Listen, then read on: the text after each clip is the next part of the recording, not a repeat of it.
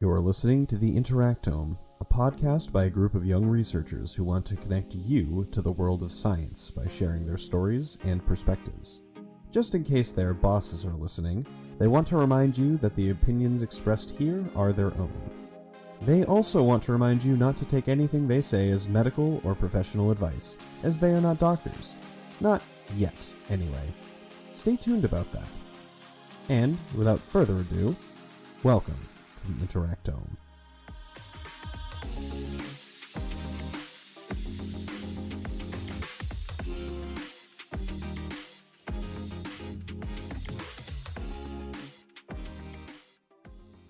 Hello and welcome back to another episode of the Interactome.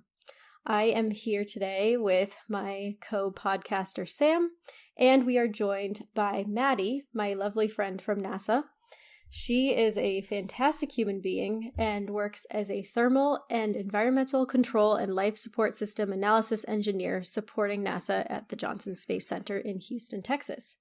Maddie, thanks so much for coming on. Thank you so much for having me. So we'd like to get to know you a little bit more, just to start, and then get into the work that you do. So can you tell us a little bit about yourself? Absolutely. So as you mentioned, I am a thermal and environmental control or life support system, or I'll introduce an acronym early on, an ECLSS analysis engineer.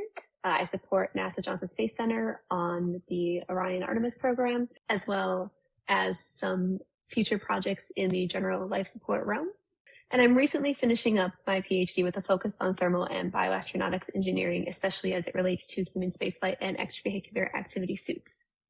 I grew up in Wisconsin originally. I lived there for about 17 years. And one thing that you know if you're from Wisconsin is that it is a cold place for a lot of the year. So from a very young age, thermal was always on my mind, namely with how cold I was. And then some days it would get up to 104 in the summer, and I'd see it on the little thermometer in the car. And I would think, okay, this is hot. We can go back to the cold now. So I've been thinking about thermal from a young age, always had some interests in kind of how comfortable you are. I'm someone who always likes to be a little bit warmer. So moving to Houston has been very lovely for me, actually. 104 is not that hot anymore in my mind, but I enjoy not having the snow and not having the cold. But I grew up in Wisconsin, and growing up, I read a lot of books. My family was very big on the public library, on reading, and some of the books that I read were about space. And so pretty much from 4 or 5 years old, I was reading about human spaceflight. There was this one book about the Apollo 11 mission that I was fascinated with. I probably read 100, 200 times in my life. And I kind of just got the space bug then and never stopped. My parents were both teachers, so when looking for a career, I thought I was also going to be a teacher. My dad was teaching English, my mom taught music, and I liked science, and so it was very confusing as to, all right, I guess I'll be a science teacher. And that was my thought until I made it to middle school. And when I was in middle school, I was really lucky to go to a camp called STEPS. And STEPS is the Science, Technology, and Engineering Preview Summer Camp for Girls. And it taught young women, I think I was 12 when I went. The slogan is, it's okay to be cute and smart, which is you can be a woman and do whatever you want. And that camp introduced me to the field of engineering. We had the opportunity to make little boats at that camp. So we were able to learn things like foundry. We poured molten aluminum with the help of adults. Wait, sorry. Also, hello, I'm Sam. I don't think I've been introduced yet, but what? I'm sorry. Molten aluminum when you're 12? With the help of adults. So at this camp, the main engineering task, along with the basic core classes of physics, chemistry, and math, was we built a small boat in which we put what was basically a Barbie doll into and then would race around. So in that we got to thermoform the plastic. We went to a foundry class where we poured molten aluminum with the help of adults, since I was 12 at the time, into a mold to create a steering wheel. And then we also learned how to solder our own electronics board for the boat that then we could get connected up to an RC controller and race around in the water. Of course, there were also other fun activities like decorating the boats, doing the Barbie's hair, all of those lovely fun things. But that camp really introduced me to what engineering is. And then I figured out, oh, you can do engineering for space. So I'm going to do that. I like to joke it's the most decisive I've ever been in my whole life, was picking aerospace engineering, and I haven't really stopped from there. That's an impressive camp. Sorry, I don't know if we're going to keep in my expression of shock at the molten aluminum the first time you mentioned it, but that's impressive. I'm genuinely impressed by that. Thank you. Before the camp, we were told, I had some friends that had went a previous week, and we were told, you have this foundry class, and you get to look into this large vat of molten aluminum. And if water touches it, it will explode. So definitely was more of a terrifying experience at the time, but in hindsight, it was very cool. And I have some pictures hidden somewhere of me in all of the PPE, the personal protective equipment, holding out at arm's length on very isolated tongs with heavy gloves on this tiny piece, maybe 2 inches by 2 inches by 2 inches that we had poured. That's, I as a grown adult, did I used to cast iron as a kid, so I watched, I made a mold, someone else cast into it, but the first time I've really worked with molten metal was a couple months ago, and it's terrifying. So that's cool. That is incredibly cool. Yeah, I can't say I've worked with it since. One of the big, manufacturing industries where I'm from in Wisconsin, we had a glass factory. So I think I've toured it maybe 5 times now with the camp, with school trips, and then going on later to work more at the camp. And basically it's just hot. Going back to thermal thoughts, that might be the hottest place in Wisconsin, as I think it gets to about 3,000 degrees Fahrenheit when they're actually doing the molten glass. And so the environment around it is in the low hundreds, but it's, compared to Texas, a surprisingly dry heat there. You get to walk from the hottest parts of the factory down the line and follow the glass as it cools and is inspected and cut. And that's one of the cool, also engineering things I got to see growing up just by existence in our town. That's really, really cool. Yeah, I didn't know that about you at all. Thank you. So it was very clear, I think, where the interest was sparked. And then how did you decide specifically on engineering, and then I guess more specifically aerospace engineering? I think we kind of already covered that. Basically, the interest was sparked in engineering, and this is exactly what I want to do with my life. So that was the summer camp was really the engineering pull, but the space was sort of the tie-in from before, and so it was sort of a blending of those two things then. And then that moment was the light bulb. Kind of. The summer camp was the engineering pull. Absolutely. My family didn't travel a ton when we were young, but we did what every good Midwestern family does, and we went to Florida. And the second time we went to Florida, I was 14 years old. I got to see the ocean for the first time, which is a big deal for someone from the Midwest. And as we were flying back, I thought, this is the coolest thing I've ever done. I am sitting on an airplane. I am looking out the window. We are flying through the air. And driving back from the airport when I was 14, that was when I decided and learned, I wonder if you can do engineering for airplanes. And I looked it up when I got home. We were just getting into having a laptop and a computer at home. This was, I think, the late 2000s at this time. We were driving home from the airport, and I thought, this is the coolest thing we've ever done. Flying is incredible. This is what I want to do. And so I looked up when we got home, is there a way to do engineering and airplanes? And I found that it is aerospace engineering, and you also get to do space. And from then on, it was exactly what I wanted to do. So, you start with aerospace engineering, you want to make planes or go into space. How did you end up doing life support stuff and thermal engineering? That seems like, to me, as someone who has actually worked a little bit with engineers and stuff, that actually feels like more of a leap than everything else you've said so far, because there's this idea of you're going to go build airplanes, and then you're going to build rockets or something adjacent to that. I've had friends who've gone to that field. Some people will go into engineering management, but thermal feels like it's thermodynamics. It feels almost like chemistry. So what kind of happened there? How did you go from being I want to build rockets to working on life support? For, I guess, the Artemis mission? It is quite a circuitous route.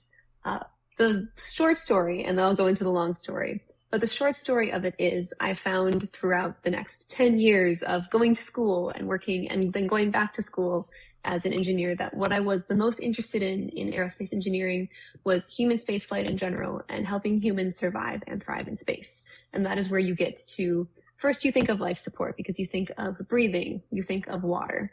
And then thermal's kind of a hidden one in there.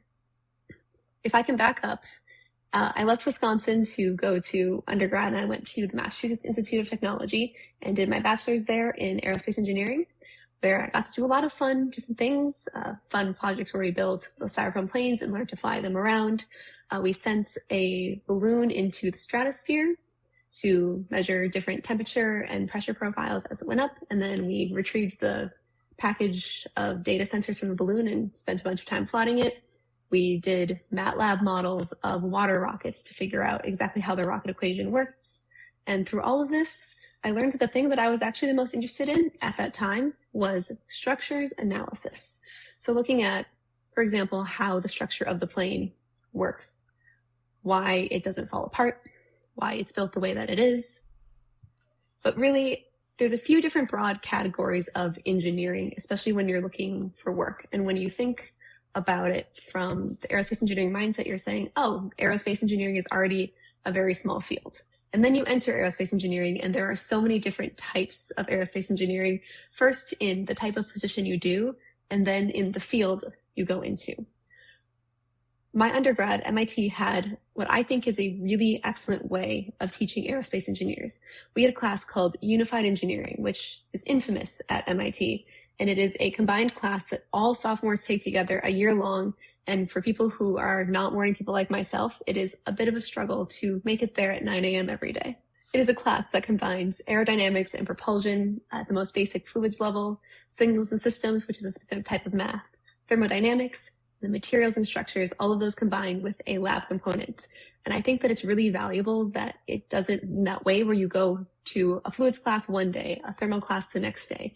We had them all at the same time because it really helps you understand the idea of an aerospace system.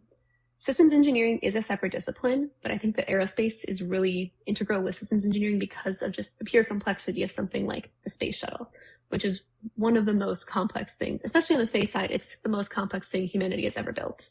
I have some friends that work on the aircraft side, and they would argue something like the SR-78 Blackbird is maybe the most complex thing ever built, or other different military aircraft, in which I request you find another podcast guest because that is not my specialty, although it is very cool. But from those different classes, I learned that what I really liked was analysis. And the other thing besides what your kind of area of interest is, whether it's a fluid or something thermal or a structure or code and software engineering, the other thing is, do you like design, analysis, test, integration, flight operations?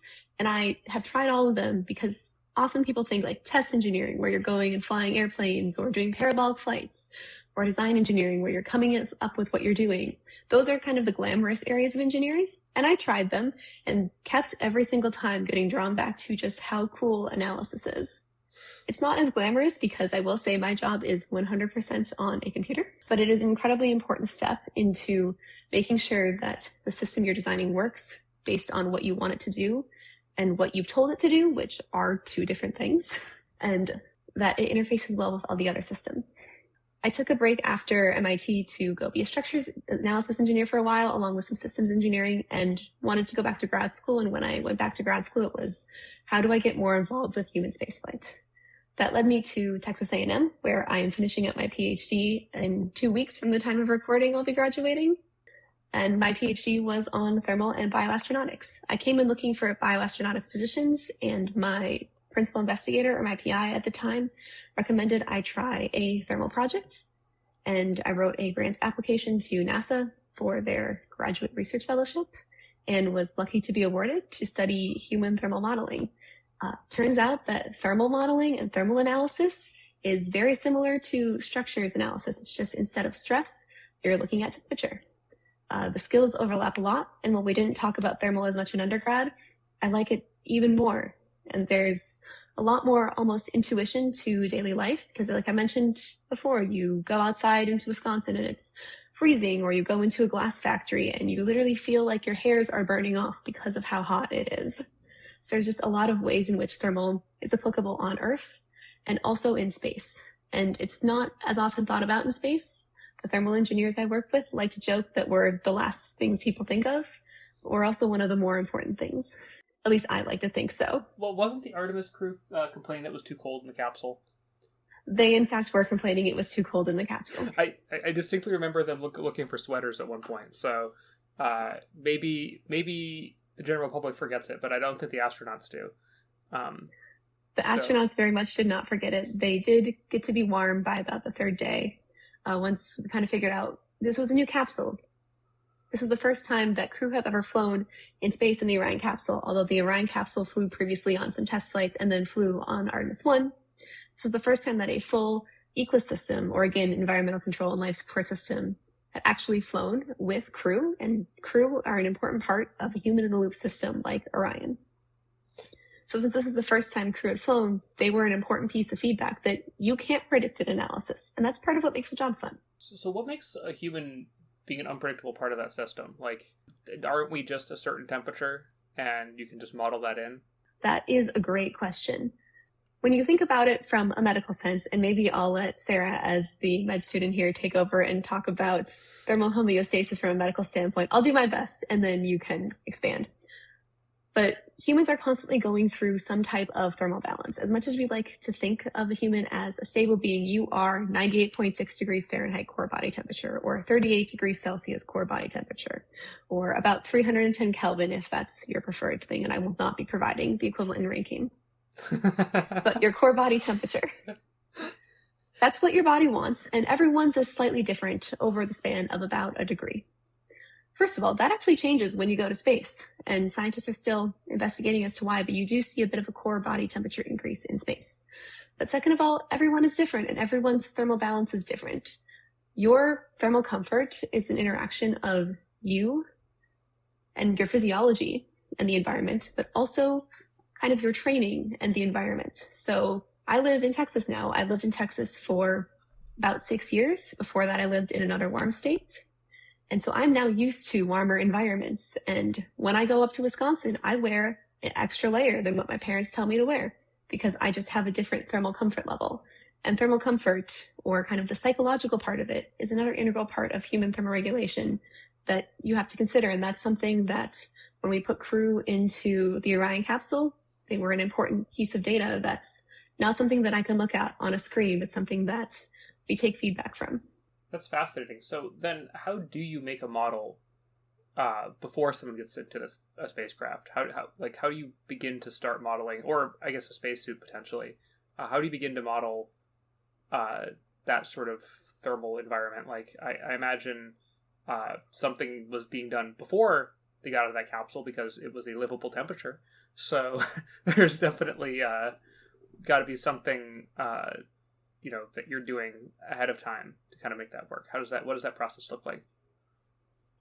I think a spacesuit is actually a great place to start on that, because a spacesuit is in essence a personal spacecraft. And I've done a little bit more work with spacesuits itself, so let's talk through that. And before we can kind of understand how to make sure it's a livable temperature, it's important to understand how temperature flows and how heat is transferred. There's three main ways of heat transfer that you think about in your typical engineering heat transfer class, which is often something you discuss mostly in mechanical engineering. But in human thermal modeling, we also think about kind of the secret fourth, which is actually the one that most people would probably come up with first. But the first form of heat transfer in a heat transfer class is conduction, which is heat transfer from an object touching another object. That's expressed by some type of length variable and then a constant, and you get a certain amount of heat that flows from one object to the other. The second form of heat transfer is convection, which is the movement of heat through the movement of some other fluid, such as air or water. This is, for example, a cool breeze going over the surface of your skin. And then the third is radiation, and radiation is heat transfer based on a difference in temperatures. This one is a fun one because it travels through a vacuum, and you're thinking about, say, the heat from the sun coming all the way to the earth.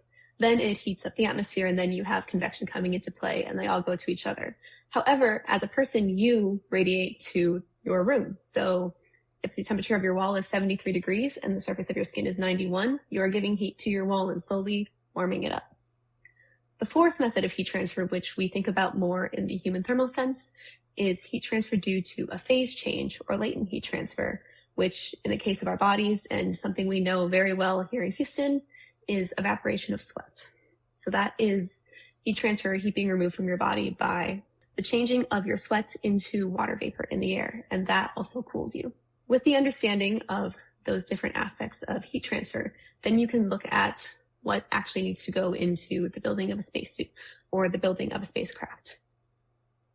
Once you understand those fundamental equations, then the next step is to look at what's your environment, what are your boundary conditions, and what is basically the conservation of energy equation you're looking at. Most of physics is defined by conservation equations, which is basically you have something that comes in and it must equal something that comes out. This is true for mass. There is a finite amount of mass in the universe, and it is always conserved. This is true for momentum, and this is true for energy. So if you're expending energy by, say, running a marathon, then some of that is lost to heat, some of that is lost to the actual energy of you running, and that energy is coming from your metabolism. So when you're looking at putting a human into a system, you're looking at how much heat they produce. We produce a lot of heat just sitting around. You probably have heard of it in the form of calories, because calories are a form of energy and a form of heat energy. So that is the basal metabolic rate, and that is about 60% of the heat you produce in a day. Every time you eat something, your digestion makes you produce more heat because it takes effort to digest your fuel, which is kind of a fun little paradox or circular logic there. And then the one that is the most obvious is exercise. There are a few other ways that humans produce heat, but they are in much smaller amounts and related to things like pharmaceuticals or other medical things that aren't as relevant to spaceflight. The big ones to spaceflight are your basal rate, which is really relevant for when you're sleeping, because even when you're sleeping, you're still producing heat. And then exercise, because something like extravehicular activity or a spacewalk or an EVA, depending on what word of choice you want to use for it, which is what you might be designing a suit for. If you're designing an EVA suit, that produces a lot of metabolic energy because you as a human are working quite hard. So once you understand the boundary conditions, then you can go about looking at thermally what materials you might need to insulate or let a certain amount of heat out, and how you might want to have heat be released via radiation to the space environment is a common one. With a radiator, that's basically the difference between the temperature of space, which depending on where you are in space ranges anywhere from 3 Kelvin up to, in parts of around Earth when you're in direct sunlight, and I apologize for the mixing of units, plus 250 degrees Fahrenheit. So quite a range that needs to be considered when designing a radiator or designing the surface. Just for context here with the units, because that's not 3 and 200. That's Absolutely. I can introduce Kelvin. That's minus 270 degrees Celsius to it's in the negative 400 Fahrenheit range. Yeah, up to like plus 100 degrees, like not 100 degrees Celsius, like close to it. Like yes, and it's dependent on whether you're facing space, whether you're facing Earth, because Earth reflects some of the sun's heat. The moon reflects some of the sun's heat. Yeah, and also like as a frame of reference too, if those numbers were confusing, I think that is close to, it's anywhere between like borderline absolute zero to like the boiling temperature of water.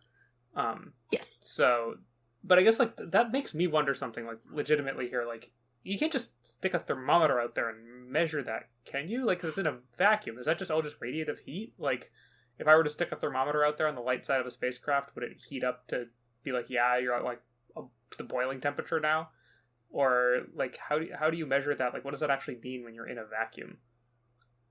That's a good question. I believe a lot of it is radiative heat. We usually measure temperature within our system, so it's the fluid that's running through the radiators. The radiators broadly work by a combination of convection and conduction, where you have some type of warm fluid running in, the larger surface of the radiator sends it off to space, and then you have cooler fluid coming out. But in terms of, hey, let's just see what the temperature of space is, you would have a lot of radiation, and there'd probably be better to calculate that through some type of heat input, or I'm going to restate that sentence. Probably better to calculate it through some type of heat input or other variable, and something that you can calculate again. We know that there's a certain amount of flux at the Earth from the sun. Flux is the amount of heat per area. When you say a radiator, I am the New Englander in me is coming out here a little bit, where it's like I'm just picturing like the crappy like water or steam radiator I had in the worst apartment I lived in undergrad, where it's just like one of those big like series of tubes that's like bolted to the floor. When you're talking about a radiator, though, I'm wondering how substantially different it is on a spacecraft. Obviously, it's not just a giant chunk of cast iron that was made sometime in the late 1800s bolted onto the side of your fancy spacecraft, but how different It's a large is piece it? of metal. It's a large piece of metal coated with paint to give it the correct thermal and optical properties. Those are emissivity and absorptivity. Basically, you want to make it able to reject as much heat as possible and not take in any heat from the sun when the sun is on it, although you usually want it to face space. So it really is just a very fancy piece of metal bolted to the side of the aircraft in a way that sees as much deep space as possible to reject your heat. And does that it's only for getting rid of heat? So like, where does the heat come from then? That is a great question. Broadly, your electronics, your avionics, they produce a lot of heat. We also have heaters on spacecraft that keep your electronics at the right temperature or your cabin at the right temperature. And then just the thermal mass of the object itself, because you can store heat as well. But electronics and humans are the main ones, and so a lot of spacecraft have solar panels, and those solar panels gather the sun's energy and convert it to power. And then when that power is used, that creates heat. And then that heat is dissipated into the vacuum of space by the radiators. So the spacecraft is a giant heat balance equation where Q in minus Q out is equal to your heat storage. And that basically is, if you want to take heat transfer at the most basic level, it's, say I have a bucket of water and it has a finite amount of heat storage. You can think of this like a human's heat capacity. And so you're pouring water in, that's your heat equivalent. And for the purposes of this analogy, temperature is not relevant. Water is just heat. And once you get to a certain point, water has to come out. You could have water coming out, say if you have a tube in the bottom, but it's just heat in, heat out, and then heat being stored. When you get to a human, there's a certain point where if you're storing too much heat and you're not rejecting it, then you can start to have heat illness issues. This is the same if you're getting too cold, if you're having too much Q out minus Q in. So that's another part of the human homeostasis equation. But it also is that for the spacecraft as well. And it's a manner of looking at, of all of the fluids you have, of all of the air you have, of all of the solids you have, all of the systems working together. What is the heat that's being produced by the system? What is the heat that's being rejected by the system? And then that difference, that discrepancy, where is it going? How is it being stored? And how do we try to bring it to equilibrium where Q in and Q out are as equal as they can be? And Q here is just heat, right? Like just Q is heat, yes. Units of heat energy. Yeah, thermal engineers decided that they wanted the weird letter, I guess. That's a good clarifying question. Thank you. So if an EVA suit is technically its own little spacecraft out there, how is that spacesuit designed? What are some of we talked about the environmental conditions to some degree, but what are some features of an EVA suit that our listeners should know about that do protect against this harsh environment? That is a great question. And thermal is not the only harsh environment we're dealing with. So I want to back up and talk about space a little bit in general as an extreme environment, because a lot of life support engineers generally work in space and extreme environments, because this is applicable to planetary bodies, but also places like, say, Antarctica or the Sahara Desert, where it gets really hot or really cold. A lot of the work that thermal and environmental control life support engineers do is applicable across an array of environments, but space specifically has some additional factors. So space has a wide array of temperatures, which we've already talked about. For the purposes of this kind of introduction, I'm going to talk mostly about Earth orbit. And in Earth orbit, we have a lot of things. We have launched a lot of spacecraft since the 1950s. And there are also just a lot of things in space. So even though space is huge, something we have to worry about in Earth orbit is micrometeoroids, which is basically small things, but at something like the International Space Station or the ISS, which orbits about 250 miles above the Earth and has been since the late 90s, that's moving at 17,500 miles an hour, which means that if you encounter something moving the other way, you could be hit by a small item, but it's moving 35,000 miles an hour. That could puncture a suit. So that's something that always has to be thought about as well. those are some of the less thought of ones. If someone's thinking about, hey, what's in space? People probably think of it as a cold, empty, airless place. So you have no pressure, you have your variable thermal environment, you have no breathable air, and then you have no water, nothing to support life. So if you were to put a human outside of a spacecraft or into an extreme environment, there is the rule of threes. So after about 3 seconds or so, the lack of pressure would actually get to you first. It wouldn't be the lack of oxygen. You could hold your breath. But the lack of pressure would cause your blood to boil because of the fun relationship between temperature and pressure. Then the next thing is about 3 minutes, you would need oxygen. So that's the second thing you're going to need. About 3 hours is when you're going to start needing some type of temperature control or shelter for that extreme environment. You would need something to keep you warm or cold in something that extreme. Going forward, less relevant to an EVA, but 3 days is usually, in terms of survival, the water time frame, and 3 weeks for the food time frame. So an EVA suit has to account for the first 4 or so of those rule of threes, along with keeping the crew not just alive, but comfortable and capable of doing the tasks of the EVA. The EVA suit that is used on the International Space Station is the NASA Extravehicular Mobility Unit, or EMU. NASA really loves putting acronyms within acronyms, so we'll really enjoy that going forward. But the EMU is a 14-layered suit, and that's how they actually do all of those different things we're talking about. The first 3 layers, after you put on, of course, your normal comfort undergarment, which is basically wool long underwear, the first 3 layers make up something called a liquid cooling and ventilation garment, or LCVG, and the primary purpose of this is your thermal control. And a liquid cooling and ventilation garment is a 3-layered garment that includes tubes woven through an outer layer. They are very small, millimeter or so diameter tubes that have cold water running through them, and through the combination of the convection from the flowing water and the conduction of the tube touching the surface of your skin, they move the heat away from your body.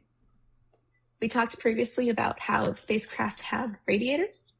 However, a spacesuit doesn't have a radiator. It'd be really hard to move around if you had just giant solid pieces of metal like around your arms. And it would be really hard to always know that those giant pieces of metal were facing the right part of space to be the right temperature. So instead, heat is removed from the suit through a combination of blowing air and then these liquids flowing through these tubes. The next layer is a pressure bladder. So it's just a large balloon. And then the layer outside of that is fabric that is set up in the right way to turn that balloon into a human shape. And we call that a restraint layer. Then we have even more thermal protection. Layers 6 through 14 are the thermal and micrometeorite garment, which are several layers of multi-layer insulation, and then leave some type of Kevlar on the outside to protect against the micrometeoroids to ensure that the environment inside your pressure garment is as isolated as it can be from the varying environment of space. It's never perfect, but because there's such thermal gradients going from, depending on whether you're facing the sun or facing away from the sun, spacesuit designers try to make it so inside the suit is as homogeneous as possible, and then their inputs and outputs are really human, and then the heat that can be removed from flowing air and flowing water. The next question is, of course, where does that flowing air and flowing water go? I was gonna ask. Would you like to ask the question and No, have me no, answer it's it? good. It's good. Go ahead. The next question, of course, then, is where does the hot air and the now warm water go? And that is into a PLIS, or a portable life support system. In the EMU suits, or in the EMU, they wear a large, very heavy backpack. And in that are a lot of different life support technologies that can cool that, often through radiating it out to space or sublimating the heat out to space. So, I guess, one of the biggest questions here then is, I guess, first off, you talk about space and EVA being, a lot of effort. You generate a lot of heat. That's a lot of exercise. Why is that? Aren't you just floating in space? That is a great question. EVA is actually one of the most strenuous activities you can do in space, and also one of the most dangerous, because you are, for lack of a better term, in a giant balloon being exposed to extreme temperatures and potentially very small things that could penetrate your pressure garment and cause depressurization. Astronauts do EVAs for very specific reasons, and on the International Space Station, it's often to repair something. And so you train for it and you move around a lot. But Think about being in a giant balloon. Think about if you're making a balloon animal, say. How much force do you have to put in to move the balloon? And then think about doing that every time you want to move your finger or move your arm or take a step. You are fighting the air pressure of the suit every step of the way, and that is exhausting, first and foremost. And then think about it. On the International Space Station, you are kind of just floating. You usually lock your boots into a foothold and do all of the work with your arms and with your upper body. And so that's all of your upper body doing all of this work, fighting against the suits, moving around.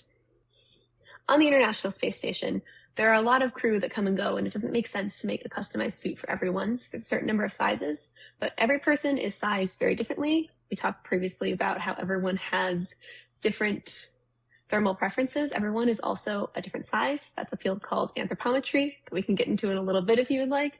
But everyone is different size, different heights, different weights, different shoulder circumferences, different arm lengths, and making a suit that's one size fits all or 5 sizes fits all, as it is on the International Space Station with the exception of the gloves, is difficult. And so you're fighting against a suit that might not fit you perfectly. You're fighting against air pressure, and you're trying to do a pretty complicated task that might involve pretty small movements in an extreme environment. I am by no means an expert on this, but just to put this more into perspective and give more context, from the medical perspective, it is not uncommon for astronauts to actually experience some fingernail delamination from working in those EVA gloves. So that gives you sort of an idea just how much pressure and resistance they're fighting against. Fun fact, also mildly gross fact, but fun fact. There's also a lot of abrasive injuries in places like the shoulder or the neck, because you have the same size neck rings and shoulder rings for someone that is Sarah sized versus someone that is like Dwayne The Rock Johnson sized. I'm like trying to picture this now, and it's like it feels like you're describing like doing like core exercises while in a poorly fitting balloon animal. It's like that's pretty accurate. Astronauts train about 10 hours in the Neutral Buoyancy Lab at the Johnson Space Center, which is a giant pool with a mock of the International Space Station in it. They train about 10 hours for every 1 hour of EVA to learn how to move in the suit, because that's the closest you can get. To give kind of another standard, we started doing EVAs in 1965, and some of the first astronauts to do EVAs, they lost like multiple pounds of sweat during their EVA. Their body temperature increased almost 2 degrees, their core body temperature, to the risk of heat stroke with how difficult it was to move and then to move their pressure garment back inside their tiny capsule. That was before crew members wore liquid cooling and ventilation garments, and when we went to the moon, we introduced liquid cooling because liquid is a lot better at transferring heat than just air. This is making me rethink like every scene I've ever seen in a sci-fi movie where someone's doing a spacewalk. I'm just like, I'm like, there's also this part of it that wonders if it like makes a noise like a balloon. It probably doesn't, because it's like several layers out. I'm just picturing just like balloon noises. I mean, your ears are, I guess, directly exposed to the pressure bladder because the liquid cooling and ventilation garment sits on your skin, and then there's the air between that and the pressure garment. Although I actually have no idea if it sounds like a balloon. That would be something to ask an astronaut when you get one on the podcast. Yeah, one of you needs to go find an astronaut and ask them this for me. Does an EVA suit sound like being in a balloon? Because like now it's like picture like have you ever seen one of those things where there's like they'll do like music videos, but someone will be wearing like kind of like a like latex or rubber like pants or something, and then someone will make like a like no music thing that's just like awkward squeaking sounds the entire time. I'm wondering if that's like what it would sound like. Like I just watched like Project Hail Mary recently, and it's like that's what it would sound like for the main character when he's like outside the spaceship, like doing all this epic stuff. There's just like balloon noises happening, and it's just like sorry, my sense of humor is kicked in here. I have no idea. But I've been lucky enough to try on the gloves when they're not pressurized and like see, how they move. I can't say they make a sound, at least there, but even without them being pressurized, they're, they have some level of resistance to move in. From the outside, if you could hear in space, if there was air, I would assume that the noise would be more like the crinkling of the layers of MLI or the multi-layer insulation in the thermal and microradii garment. but I can't say I've ever tried to listen inside an EVA suit. But a fun fact about Project Hail Mary is when Andy Weir was writing the book, he was looking at what's the best spacesuit to use. And you'll notice, like in The Martian, there's different spacesuits. If you've read Artemis, there's different spacesuits. He has a different type of suit for everything. But Project Hail Mary is set in present time with present spacesuit technology. There actually is a liquid cooling and ventilation garment in the movie. And in the book, there is a note that he makes an active choice to not put it on because he is quickly trying to get outside the spacecraft to retrieve an item. That's to keep it spoiler free. Let's leave it at to retrieve an item in space. But when writing the book, he actually chose the Russian Orlan suit over the NASA EMU because the NASA EMU requires two people to put on, one to actually be in the suit and one to help the other put on the suit, while the Orlan suit is a different type of suit where you enter through a hatch at the back and therefore can be put on independently. Project Hail Mary, great book, great movie, big fan. That's still wild though, because now you've got everything about this is just making spacesuits sound more and more awkward to me. Like everything about this is just like infinitely more awkward. It's like you're fighting against a balloon, you're sweating a lot, it's temperature's weird, a lot of like uncomfortable core exercises. Someone else has to help you put it on and take it off. Like it's the reality just seems very awkward. Have y'all ever seen videos of people walking/running on the moon from the Apollo era? Yeah, they're kind of silly, right? Have you seen them fall?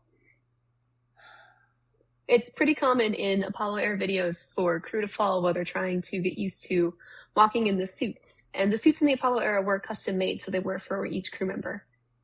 And part of that is the suit, and a big part of that is that the moon's gravity is right at the level where you're starting to understand that there is gravity in the way that you walk. If you're significantly above the moon, like from Mars, gravity is enough that your gait is reasonably unaffected or more affected by the suit than gravity itself. But on the moon, it's right around the limit where you're still learning how to run or walk in a different gravity environment. And so you have to figure out how much force your step is going to propel you into the air. And so a big part of designing suits for the moon is designing it so you can get back up again when you inevitably fall down, or you can rescue a crew member if something gets stuck, or if you have a rover, you can get in and out of said rover. So there's a lot more challenges on the moon. We'll also have to talk about lunar dust and other lunar regolith, lunar dust.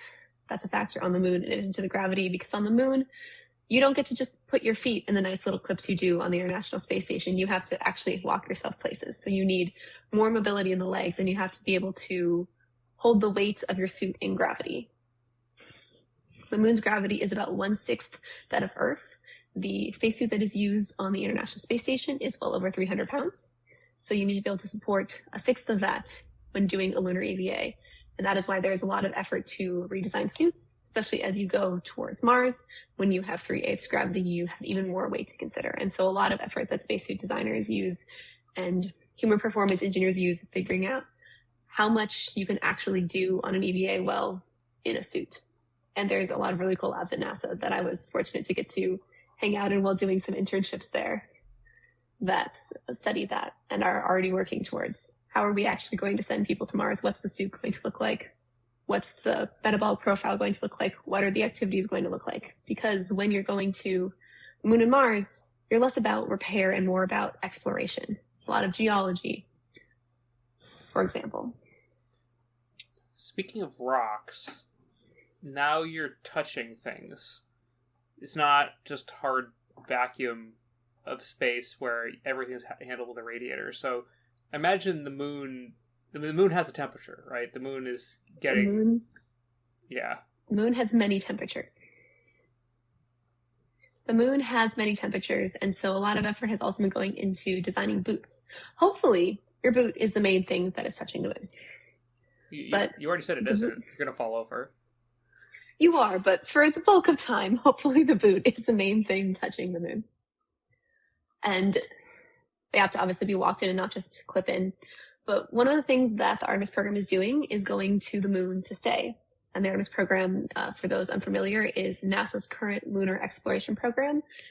It is going to the moon to stay, and it is going with other countries as part of the Artemis Accords and looking to, as was recently announced by the new administrator, to set up a lunar base on the moon. So going to stay, going to live, not just going to visit, not just going to be the Soviet Union in the 1960s when we were trying to get to the moon first. However, we are going to the lunar South Pole because there is water ice that is likely there in some of the craters.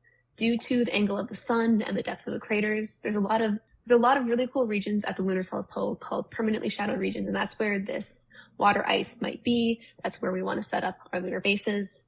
And inside those permanently shadowed regions, it can get down to about 20 degrees Kelvin, which is also in the negative 400 Fahrenheit.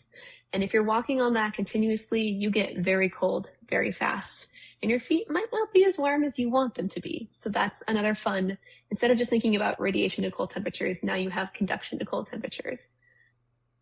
And that's something I, as someone who's worked in a lab, can speak to a little bit. When you start talking about temperatures like that, just for context, that is colder than liquid nitrogen. The other thing about liquid nitrogen, something that I have oddly been trusted with unsupervised over the course of my adult life, much to, I think, the mistake of everyone who's done it. I'm mostly kidding, but you can mess around with liquid nitrogen a lot more than you think you can because it has a relatively low heat capacity. The molecules aren't all that well stuck together. It desperately wants to turn into nitrogen gas, and so if you were to, say, stick an unprotected hand into liquid nitrogen, you can hang out there for a couple seconds and it's okay because, well, first off, it's all boiling off. It's called the light and frost effect. And the other part of that, though, is just like, it's cold, but like there's not that much cold in that space. It's the difference between, taking a piece of cardboard out of your freezer or like putting your hand on the hot stove. The hot stove is metal. It's got a lot of like heat capacity to it and will burn you really quickly versus like a piece of cardboard that's been, even in liquid nitrogen, warms up almost instantaneously. It has like no heat capacity. And that has a lot to do with conduction as well. Yeah, probably too. Yeah. There's also that. You're right. The moon is a lot of aluminum, silicon, and oxygen, basically. That's kind of the main components of lunar regolith. I'm just thinking... So a lot of aluminum and oxygen. I'm just thinking... So conducts, I think, reasonably well. Yeah, cold rock, hot rock seems scarier to me than, like, say, something like liquid nitrogen. So I wouldn't want to be touching that in a spacesuit, personally. I don't think that that's something I would enjoy doing. It's like, oh yeah, I'm just going to pick up this incredibly, incredibly cold rock and just hang out in that environment. I like the cold. I am not you. I don't want to move to Houston, but I don't think I want it that cold. Probably true. Yeah, cold rock, hot rock. And that's the other thing. On Earth, we have general similar temperatures or less intense temperature and pressure gradients because we have an atmosphere. The moon doesn't have an atmosphere. It doesn't have enough gravity to hold one. It just doesn't exist. So cold rock in shade, hot rock right next to it in the sun, hundreds of degrees temperature difference. And there has to be a level of situational awareness to know what that is. There has to be the development of the correct tools that have the right level of heat transfer, the right level of insulation. And that is not my specialty, but there are a lot of really smart people that work on exactly how to use a tool in a hard to use glove on an extreme environment that can put up with lunar dust. So definitely thermal gradients are a huge factor as you go to the lunar South Pole. That is also a factor for your design of your habitats as you design radiators, as you try to get power, because the angle of incidence of the sun is on the horizon. Think about like the sun kind of being up all day in Antarctica and just moving around the sky. You're going to see a similar thing on the lunar South Pole. And in fact, the axis of tilt of the moon is almost zero compared to the ecliptic plane. On Earth, it's about 23 degrees. That's why we have seasons where you have the North Pole is not necessarily pointed the same way as the Earth is orbiting around the sun. And on the moon, it pretty much is. So you're seeing that same type of thing year round. I also have to add that we always see the same side of the moon from the Earth, because as the moon orbits around the Earth every 28 days, the moon also orbits on its own axis every 28 days. So the lunar day is 14 days. The lunar night is 14 days. The South Pole, the effects are a little less because you do have that angle of incidence from everywhere. But if we were going towards the equatorial region where we went during Apollo, you have 14 days of heat and then 14 days of facing cold and facing no communication with Earth. Those aren't necessarily at the same time because sometimes part of the moon that we see is shadowed and sometimes it is in full sun. That's the new moon and full moon respectively. There are a lot of different temperature gradients, communication issues because you have to have line of sight to Earth currently with our current technology to talk to Earth And there's a big thing of surviving the lunar night in terms of how do you reject enough heat when the sun is on your base, but also store enough heat and store enough power, because a lot of power is solar based, to keep your base running even when you're not facing the sun. Yeah, I don't have good answers to that. I have a bunch of bad answers that popped into my head, but I did a project a couple years ago. There's a program run out of the University of Stuttgart and the Technical University of Munich called Space Station Design Workshop that I was really fortunate to get accepted into a couple years ago and do a project management role for. And it's basically a very intense week of about 20 students and young professionals from all over the world being told, here is your mission. Come up with a PDR level type design or a mission concept review level. When you're designing a lunar base, you have a ton of disciplines to consider. Some of those are your actual orbital design, your launch, your transportation on the surface, launch and landing on the surface, transportation on the surface, power, thermal and temperature storage. You have your life support, structures, radiation protection, air revitalization. That's part of life support, but a big one. You have in situ research utilization or in space manufacturing. All of these different components come together into building a lunar base. And there are a lot of different programs out there, and I was fortunate to be part of one of them that look at, well, how are we going to do this? And everyone wants to go to the lunar South Pole because that's where there's the biggest potential for in situ resource utilization, or basically using the resources of the moon to create a lunar base, first of all, and then to create a thriving lunar society and a thriving lunar economy. There's lots of talk about the moon being a depot on the way to Mars, and there are ways well beyond my expertise in the chemistry and the geology lands of how to use lunar regolith to make fuel and how different chemical reactions can do that and help us go farther into the universe. And that's a fun area of space architecture that is in the process of being explored. So we're trying to go somewhere that's freezing cold and dark and potentially hot and bright, depending on the time of the orbit. Okay, so the South Pole is mostly cold and dark, right? I'm understanding that, or is that in shadowed regions? Yes, but if the sun is hitting you, it's at an angle, but it does depend. Oh man, that's Also, the areas of the South Pole are pretty peppered with craters. You'd hear a lot about Apollo 11 landing on the Sea of Tranquility, and that is a base of not a lot of craters. If you read The Martian, you hear a lot about how the Ares mission was on kind of a very flat area of Mars, and then Mark Watney had to go around a bunch of less flat areas to get to the Ares 3 lander so he could survive. Trying not to give too many spoilers for the works of Andy Weir, but that one's been out a while, and I feel like I have a little bit more acceptance. Yeah, I think you can spoil that one. So not easy. So space is a world of transients. As much as we'd love everything to be steady state and Q in equals Q out, your heat is the same. Everything is moving constantly. Everything is a very dynamic system. The sun is moving. The body is moving. The planet is moving, or the moon is moving. Your spacecraft is moving. Don't like the weather. Just wait a minute. That even brings up, that's a very nice lead into the concept of space weather. We haven't even talked much about the risks of radiation because they're not as big of an issue in low Earth orbit where the International Space Station is. But once you go outside something called the Van Allen Belt, which is kind of a magnetic sphere, the magnetic rings around the Earth, and you pass through that, then you're exposed to radiation from the sun, radiation from just the background of the atmosphere. If you're curious about how much radiation Mark Watney would have received during his mission to Mars, someone figured it out and put out like a fun little informational 10-page paper on it. And I encourage you to go look it up because it was a fascinating read that's highly dependent on where in the solar cycle are you? How far underground is your base going to be? Lunar regolith, great at protecting against solar radiation or galactic cosmic radiation. And basically, if you're in a period of high solar activity, the sun has an 11-year cycle. We're near the peak of it right now. That's why we see more sunspots than usual. If you're in that, then you have solar wind that's a little bit stronger. And so you are kind of pushing away the galactic cosmic radiation of just the background of the universe. However, you're also at risk for solar particle events, which are kind of when jets of solar energy leave the sun. And that's kind of all I'll speak to on that because that's the limit of my expertise on solar radiation. But it is a fascinating field that a lot of biologists are looking into. And I think Sarah can probably speak to more from the medical perspective of how much of a risk that is, because for a Mars mission, that's probably the biggest risk right now, is keeping the crew safe on the way there, while they're there and on the way back. So, kind of to summarize what we've talked about so far, if you go on an EVA, you're out in a hard vacuum, all of your temperature comes from radiation, not the the solar radiation kind that we're talking about there. That's like energized particles, but just like heat radiation, like radiator radiation.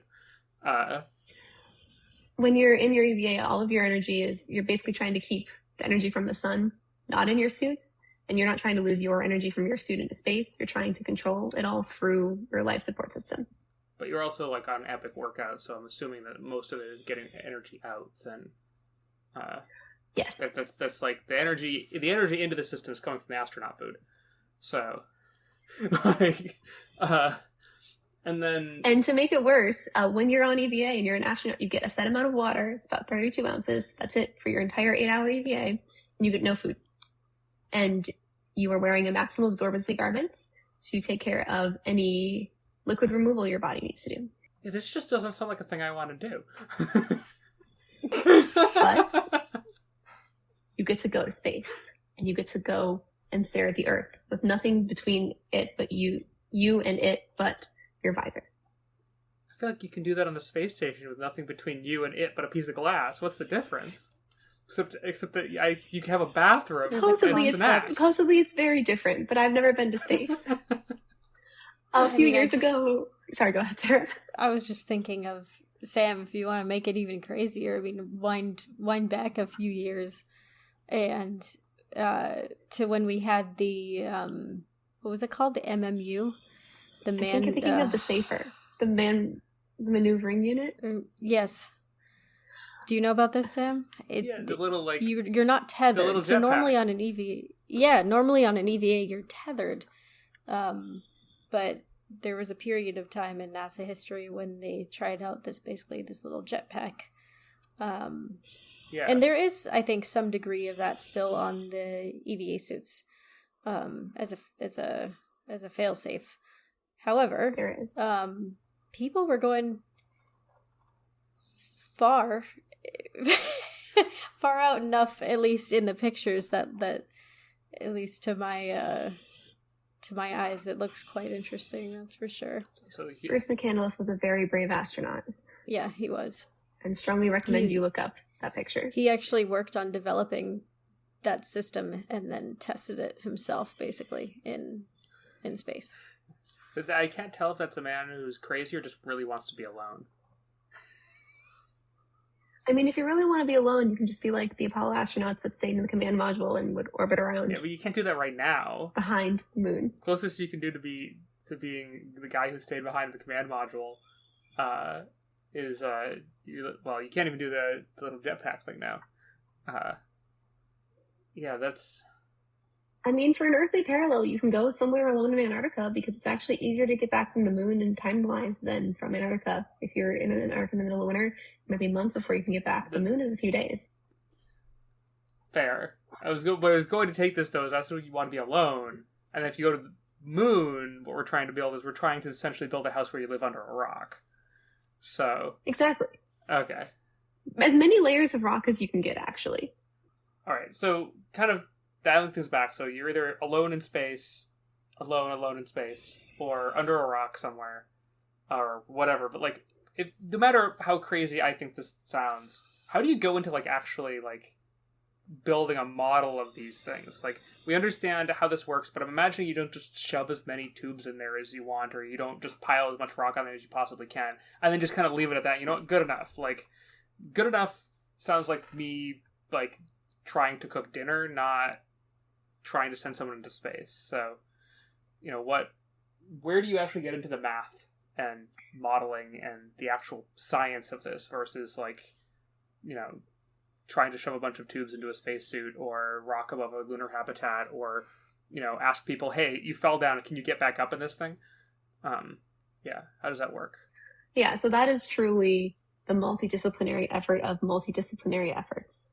But I can speak to at least what I did my PhD on was creating a human thermal model in a liquid cooling and ventilation garment. And it starts with figuring out what are your inputs. And for me, the input was the human. So then that becomes, how on Earth or in space do you define a human? And that does vary in space, and Sarah and other people can speak. And I think a previous podcast here or previous episode has spoken to how the human body changes in space. But how do you represent a human? There is a long history of human thermal modeling, which is specifically what I've worked on for my PhD. It's been about 60 years, and basically they decided that people are a bunch of cylinders. You have a cylinder for your trunk or your torso, you have a cylinder for your legs, your arms, your head. And I looked at, okay, but what if we take that and make it a little bit more realistic? What if we are able to change the size of those cylinders based on someone's anthropometry, which is, again, what different measurements on their external body are? I like to think of the skin of the body as the body's OML, or our mold line, that comes from a few years working on the aircraft side, where the aerodynamicists would say, here is the best shape of your aircraft for what you're trying to do. Now we say, here is the human. Make the rest of your system work on this human, and this human, and this human, and these other potential range of humans. Then it's, once you have that, what's inside? What are its thermal properties? How does it work? How does thermoregulation work? We have passive and active thermoregulation, where passively, if I'm just sitting, there's just heat flowing through my body with conduction, convection, radiation less so, but conduction and convection. But then also with thermoregulation, you have shivering, sweating, you have blood vessels in your skin changing sizes. And so it's, how do you account for all of those mathematically? And there are ways to do it kind of generally just, you take the data that people have done from human subject testing and you find an equation to fit it and you implement that into your model. And then once you do all of that, the goal is to compare it to what actually happens in real life, or verify and validate your model against what exists in literature, what exists in real life, and then figure out how to tune it to make it more accurate. And that's kind of the general modeling process. Ideally, it's best to start from the basics of, I started from saying, hey, here's just a leg. Let's make sure that this thermal program I'm using, which takes in all of the differential equations for three-dimensional conduction, for varying types of convection, for varying types of radiation. Let's look at a leg. Let's assign a bunch of different tissues to it, because your fat has different property than your bones, different properties than your muscles. Muscles make more heat, have more blood flow. Your fat is generally an insulatory layer, where that's kind of what keeps you warm, or keeps you, I guess, too warm or too cold, depending on if you're producing heat or not producing heat. And how do you put that into a model and see what happens and make sure that it's matching what the math says? And then it's just adding the next step of, all right, what's the next step? So for my research, I started with basically a model of a dead human, where I was creating a set amount of heat throughout the body, but it wasn't moving between the segments via blood. And blood flow is a big part of that in a human. And then I added a complex vascular system with different arteries and veins, and got to go really down the medical pathway. And that's part of how I met Sarah. I was exploring all of the different areas of aerospace medicine and how that changes in spaceflight. And then backing out of, now that we have human, going into the environmental space, how do you make the best liquid cooling and ventilation garment, or best cooling system, or best spacesuit for not only the person, but the mission and their preferences and the requirements of the spacecraft, and all these different lists of things that you need to do. And it's just kind of going back and compromising on what knobs you can turn, what you need to add, what is maybe, hey, this is too complicated to think about. How can we represent this most simply? There are people who model an entire human, including the organs. They take information from MRIs, from CAT scans, and they say, here's the shape of the liver, and we're going to model that. And that works great for medical purposes when you need to know the thermoregulation or thermal gradients through a liver. But it's, what's the right level of detail to go into to represent the world around you, and why are you making this model, and how can it help you learn what you want to learn about a system? So at the level you're working at, you can answer a question that I'm sure plenty of people have argued about, which is, what is the hottest part of the body then? But like, in all seriousness, like, there's obviously going to be parts that are warmer or colder than others. So, like, when you're modeling this, I imagine there's some parts you have to pay more attention to than others. Depends what the purpose is. A lot of the modeling that I've done is kind of a balance because I'm looking at different sizes of humans, of surface area and volume, because it's kind of heat generated. If you're doing a lot of exercise, then you care about areas where there's a lot of muscles. You also have digestion, as I mentioned before, as a way of basal metabolic heat. But in the simple models that NASA used in the 1970s, the most common one is called NetMan, or the 41-node metabolic man, where it basically had 41 data points representing different layers, and then a blood node, where it was blood throughout the whole body. I believe the hottest part of the body was supposed to be the core of the head, and that was considered the core body temperature. Is that different on everyone, though, in your model? Like, does this change? Is that wrong?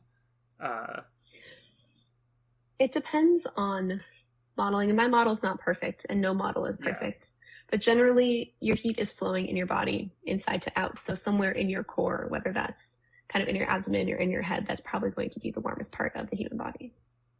Yeah. That's interesting. I assumed it was going to be something like the abdomen. And the first part, when you start experiencing cognitive deficits due to heat, and that is actually the first thing before any physiological deficits, are cognitive deficits. And that is likely due with the brain being one of the hotter parts of the body, or again, if the brain gets too cold. The brain is smart enough, if you get too cold, to stop flowing blood to your extremities. That's why you're at risk for things like frostbite in your fingertips, because it will protect the more vital parts of your body. And as much as you might like your fingernails, your brain doesn't when you're cold. That then makes the problem of spacesuit boots and spacesuit gloves all the more difficult, because if you're cold, the brain's already working against you, and you have to be the one to say, hey, no, we're warm enough elsewhere in the safe areas, but also in your extremities, keep sending your blood flow here. And so also I imagine if you're doing all those core exercises, that is the ridiculousness, that is an EVA, that changes where is warm and where is cold, and therefore where you care about cooling more, right? Absolutely. And the types of exercises you're doing on EVA and the location of your EVA matters as well. There's a lot of discussion in literature as to, do you need legs on your cooling garment if you're just on the International Space Station? Do you need it all the way down on your leg?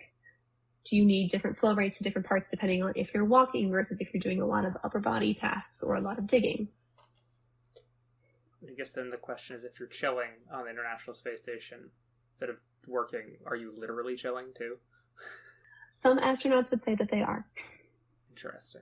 But I think that goes back to the thermal comfort discussion, and it's a case-by-case basis of everyone is unique, and that's what makes human-in-the-loop work, bioastronautics work, especially interesting and especially challenging, is because what someone likes might be good for one person and might not be good for someone else.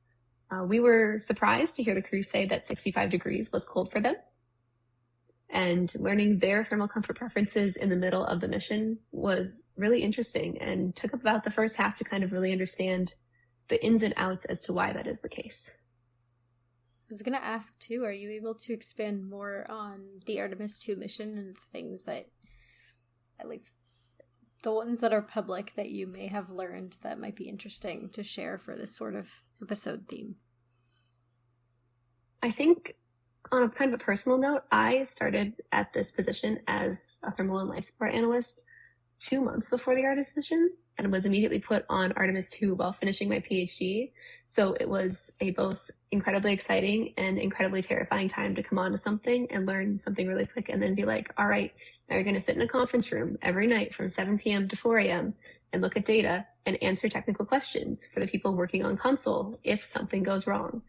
Thankfully, on active thermal control, which is what I'm working, we had a very smooth mission. And the main thing is that people were a little bit cold, and a lot of different teams worked together to solve that problem. But I think what I learned was just really watching how the mission is run, and the incredible teamwork between everybody, all of the practices that they do, all of the analysis that was done, and all of the care and love that everyone did to get this mission off the ground and make this mission a success. And I know that's not the fun math of thermal engineering, also a fun thing, but that there's just so many layers to sending humanity back to the moon for the first time in 50 years, and doing it in a way where we are trying to go to stay, and we are trying to learn everything, check out all of the systems, and just hear everyone be excited, and hear everyone just how thorough everyone was working. I know the big thing that's been in the news, and you will be confused if I don't bring it up, is the toilet and the wastewater venting.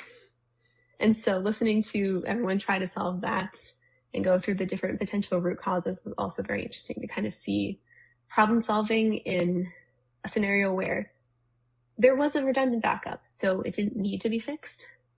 But it's kind of a, how would we fix this? Because this is not a sustainable redundant backup for a longer mission.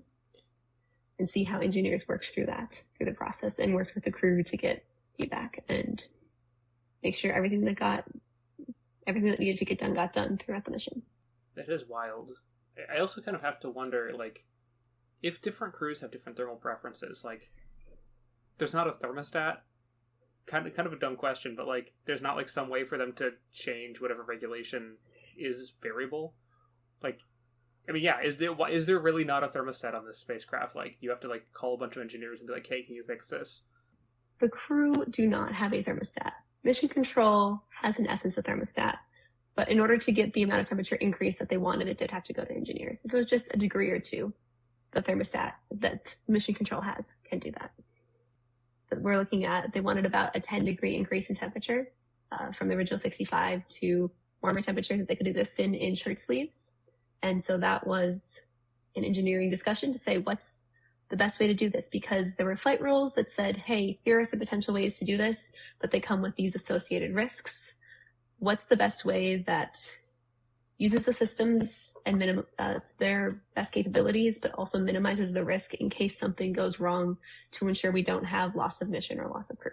And it was performing that balance and considering all of the different systems as a whole that led to it being an engineering decision, as opposed to just, cool, let me go bump up the thermostat 2 degrees.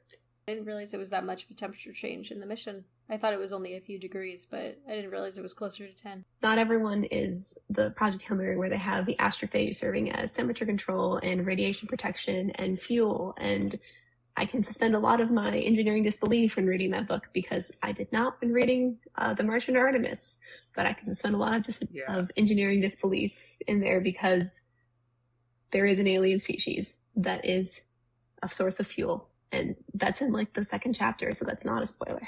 That was an amazing, yeah. And that, it's funny how the thermodynamics came in as a MacGuffin.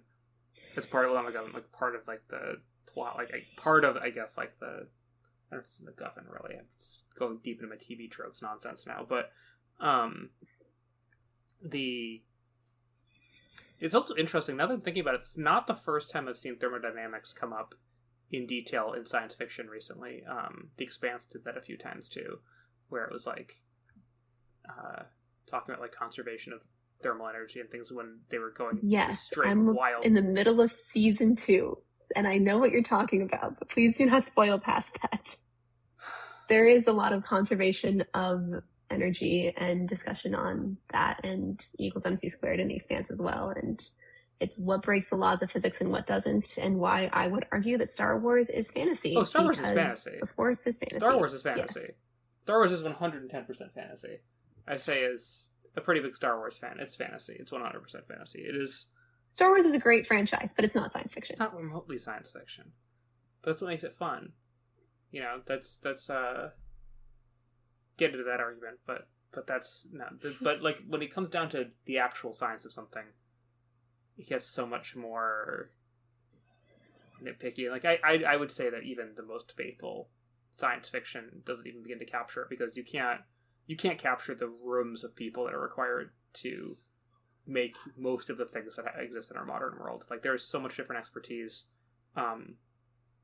for everything from materials to thermodynamics to chemistry, human factors, medicine. Like if there's one thing on this podcast I've learned, is just like it feels like there are as many branches of science as there are scientists. So like there's really, that is exactly true, and that's why people are still getting PhDs, and that's why aerospace engineering has so many different subfields and so many different systems go into designing a lunar base, and everyone's fighting with each other for their priorities and saying, oh, power's more important here, thermal's more important here, micrometeoroids more protection's more important here. That is exactly right. It's like the second you go into space, or you go to an extreme environment, you don't even have a thermostat anymore, and that becomes a challenge. Or you do, but like, you know, like that's was really, really wild watching the Artemis mission and seeing all these, like, tiny little things that were, like, odd. It's like, wow, there's like so many details, and sometimes I can fix it on, like, the two that I know. I'm like, why did they do that? Sarah can speak to and this. the direction your spacecraft is pointing matters. So you have to make sure, I think this was really big in some other science fiction movies, where you have to make sure you're rolling at a certain pace so the sun doesn't heat up one side of your spacecraft too much. I mean, I was delighted as a photographer. I was delighted when they tilted the spacecraft like a degree to get a better like seating of the lens on their window I was like, that I would kill for that level of precision. I'll take pictures out of airplanes sometimes, like just commercial airliners when I'm sitting in them, and I would love to be able to tell the pilot, hey, can you just like tilt a little bit? Like, I wish. Not a photographer, but I did tear up many times while working, seeing some of the images that were coming through, or just watching the live stream on in the background and just being like, oh, the moon was so much closer than it was 6 hours ago. We're actually sending people to the moon, because I obviously wasn't alive when we went to the moon during the Apollo era, and I've asked my parents, who were toddlers at that time. Sorry for exposing your age, but you could probably have guessed that. And they don't remember it. And I'm like, well, I'd like to joke, if I was 5 when we went to the moon, I would remember it, but my parents aren't space nerds, and they now unfortunately have the honor and horror of knowing way too much about space, because it's what I'm doing with my life. The honor and horror. I feel like all of our parents, anyone on this who's come on this podcast, that really describes their parents' reaction to whatever the heck is going on with their offspring, yeah, with their children. More so the honor. They're very supportive. trying to explain these things. Like, explain to a 5th grader, try your parents. It's about the same. It's about the same. 5th graders, I feel like sometimes 5th graders, when it comes to science, have a longer attention span. No offense than adults in general. No offense to anyone's parents, but there's a certain magic about spaceflight, I think, that captures a younger audience too, and I did spend quite a bit of the Artemis mission explaining how the space toilet was broken to my friend's 5-year-old and 3-year-old nephews, and explaining it in a way that was clear enough for them and also didn't encourage them to do any dumb things. Because I know what 5-year-old and 3-year-old imaginations are like, because that's when I got into space, and I know that they could extrapolate out to things that would make their house a mess and make their mother's life difficult and their father's life difficult. So how was it's always fun to see children reacting to that. So how was the space toilet broken then? The space toilet itself worked great. There was a blockage in the line used to drain, or to not necessarily flush, but to empty the tank that held the wastewater. Most people think it's ice. We're still actually figuring out what exactly it was, but there was a blockage that made it so we just couldn't dump the wastewater. And that was the main issue. And it was just liquid waste. Just the liquid waste, because you don't dump the solid waste on the Orion program. You put it into a canister and you close it up so it doesn't smell, and it comes back to Earth with you. But even having a space toilet at all is an improvement upon the Apollo missions, because in the Apollo missions, everyone used the equivalent of what the crew did use for half of this mission, which is a bag. Yeah, or all forms of waste. There's the infamous story that I keep hearing. I heard before Artemis, but of the mystery turd. So yes, thankfully no occurrences of that in Artemis, just the floating Nutella. Yeah, which admittedly still the same part of the color spectrum, but a lot superior. And hopefully a different consistency. Sarah might be able to speak more to that one, but speak for yourselves. I don't like Nutella. I was talking. That's the perfect. I think you just cut it there. That's the correct response. The correct response. Yeah. No, the Nutella was great. That was great. Man. Yeah. That's wild though. Like, there's so many little things. I think that was the one thing I think probably the world learned from that, was how many little things there were that really go into something like this. It's not just big rocket goes into space, you're in a little capsule, and it just needs to keep out, radiation and keep air in. And well, it's like, there's so much more, and apparently it takes a lot of effort to be able to wear a t-shirt in space if you don't have that good cold tolerance, which I imagine all of them hanging out in Houston, that's just kind of how that gets. I have been cold in Houston before, though, so I guess no offense to the Artemis II crew. I'm not going to call them wimps for that, because they've definitely experienced cold, too, even if they're just hanging out in Houston. It is cold for about a month of the year here. Can confirm. I do turn my heater on every year and complain a bunch that it's cold, and then complain a bunch when it gets hot. Last week it was a perfect temperature in Houston, and now I fear I have to wait until November, so... Yeah, I mean, I feel like sometimes the coldest I've ever been was March in Houston, because it's just so wet, it just sucks the heat right out of you. It's like that thermal garment. That's that latent heat change we talked about at the beginning of losing heat from a phase change. There's also, we were talking about earlier, hot rock versus cold rock, the type of latent heat change. That's also why there's more thermal energy in steam versus boiling water. So you're going to get a worse burn from steam versus if you just stuck your hand in boiling water for a second, just because the amount of energy. And I think that that's, again, Sam, your area of expertise in chemistry. I won't speak beyond that level. I can speak to the molecular underpinnings of that. That's actually more physics at that point, but my real degree is in biochemistry and biophysics. So that's... we don't need to go there. I could ramble about that for a long time, and it'd probably be like 50% correct and get all the thermodynamics wrong. But sounds like you need your own podcast episode on that. We've got a couple others probably planned before that on things that the regular hosts can ramble about. But yeah, so kind of going forward, so we're trying to go, NASA's trying to go to the moon. Here on Earth, we also have plenty of temperature concerns, too. How broadly applicable is this research going to be for folks on Earth, too? Because I imagine, that's going to be, knowing how the world has been changing, a big thing the next few decades. You are absolutely correct.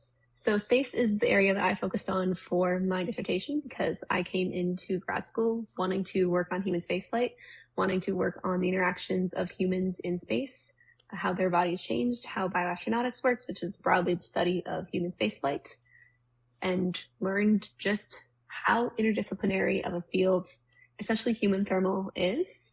I like to joke that my degree was part aerospace engineering, part biomedical engineering, and part computer science, the latter two of which I never thought I would be doing after taking a freshman biology class and a freshman computer science class, both of which I only got through thanks to the help of my very smart and also a doctor now, a PhD doctor now, a computational biologist who stayed up for many late nights with me, ensuring that I understood both Python and mitosis and everything else in biology.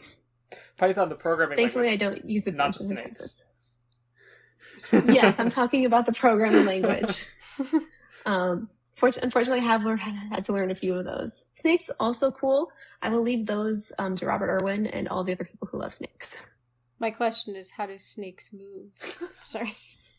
I was going through this. No. I was on a hike with someone the other day. We can cut this out if needed, but I was on a hike the other day and someone was like, how do snakes move? And I was like, well, they just, they're slithering around, but they're like, no, you don't see their skin move, their skin doesn't contract or expand. It just stays the same and they move. And I'm like, I don't know how snakes read a paper on this no once. idea. I have no idea. If I dig around, I can find it again. It's actually quite interesting, if I remember correctly.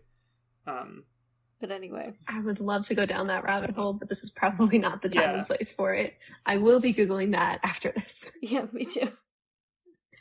But this is a very interdisciplinary field, and while aerospace is a part of it, biomedical and biological engineering is another part of it, because you are looking at the humans. I took an anatomy and physiology class and learned way too much about the names of muscles and what they activate. And if I say anything more, Sarah's going to have to correct my anatomy and physiology, so I'm going to move on beyond that.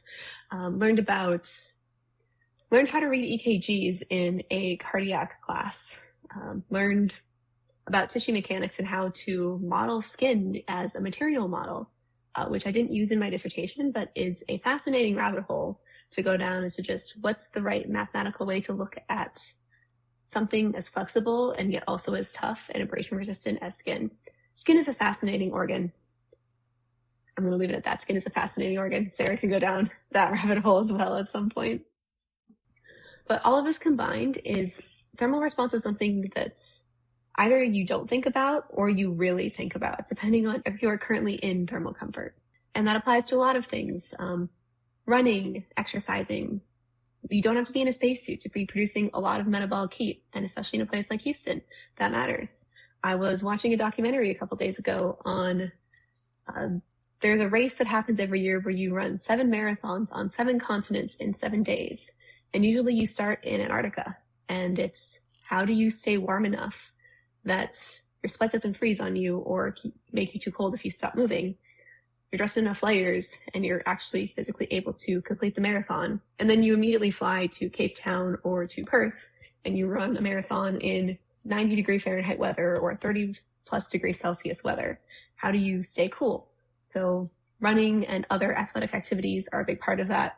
There's been a lot of discussions on if World Cups or Olympics or track majors are hosted in the Middle East. I think Qatar has been trying to put up bids for different races of how do they air condition in outdoor stadiums so that the athletes don't go into heat stroke.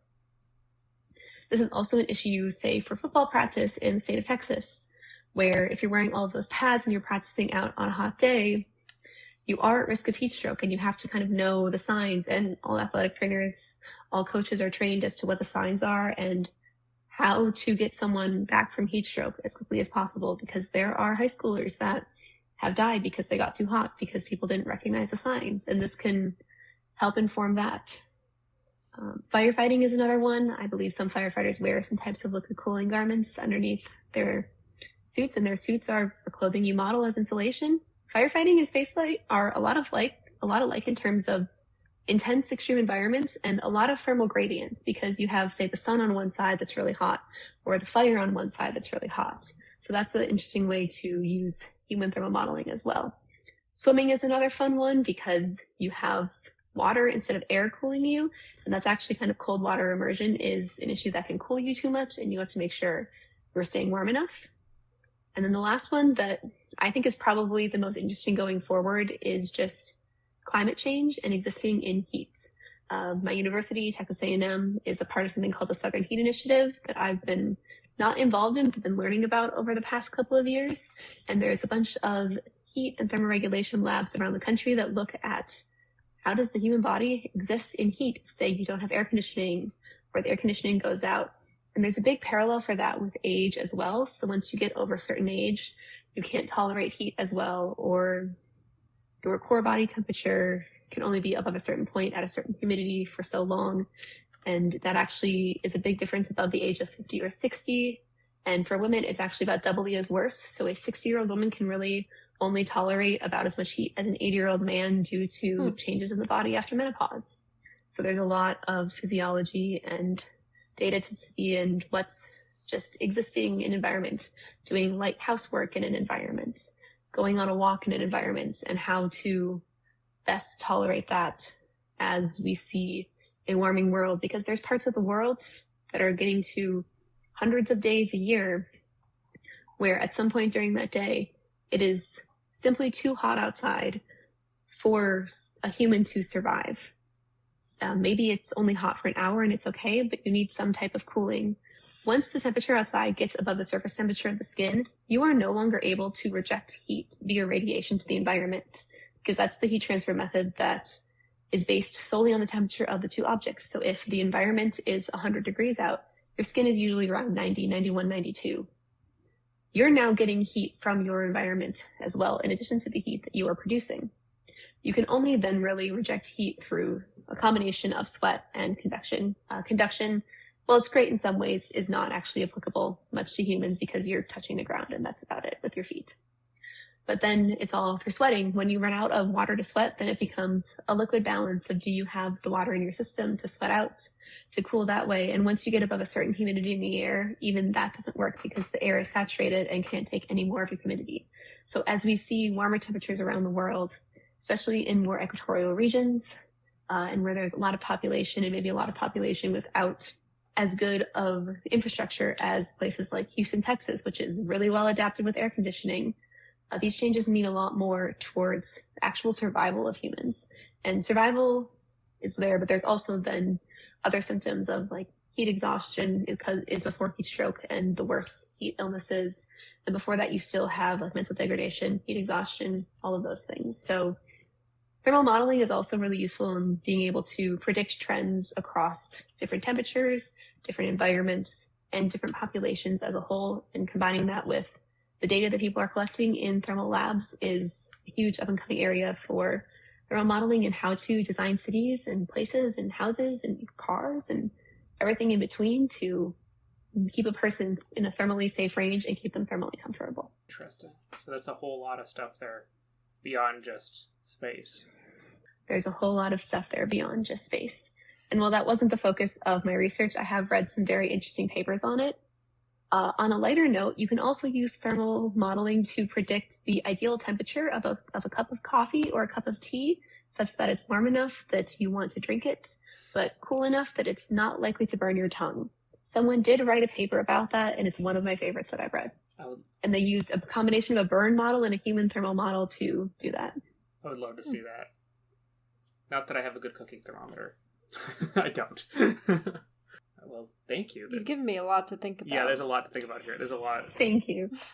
I'm like marinating right now. I know. In all of this. Space is cool.